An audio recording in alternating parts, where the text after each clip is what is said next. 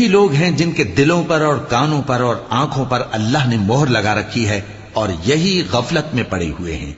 کچھ شک نہیں کہ آخرت میں یہی لوگ خسارہ پانے والے ہوں گے۔ پھر جن لوگوں نے ایذائیں اٹھانے کے بعد ترک وطن کیا، پھر جہاد کیا اور ثابت قدم رہے، تمہارا پروردگار ان کو بے شک ان آزمائشوں کے بعد بخشنے والا ہے، رحمت کرنے والا ہے۔ جس دن ہر شخص اپنی طرف سے جھگڑا کرنے آئے گا اور ہر شخص کو اس کے اعمال کا پورا پورا بدلہ دیا جائے گا اور کسی کا نقصان نہیں کیا جائے گا۔ اور اللہ ایک بستی کی مثال بیان فرماتا ہے جو کہ ہر طرح امن چین سے تھی، ہر طرف سے اس کا رزق با فراغت چلا آتا تھا، مگر ان لوگوں نے اللہ کی نعمتوں کی ناشکری کی تو اللہ نے ان کے اعمال کے سبب ان کو بھوک اور خوف کا لباس پہنا کر ناشکری کا مزہ چکھا دیا۔ اور ان کے پاس انہی میں سے ایک پیغمبر آیا تو انہوں نے اس کو جھٹلایا، سو ان کو عذاب نے آ پکڑا اور وہ ظالم تھے۔ پس اللہ نے جو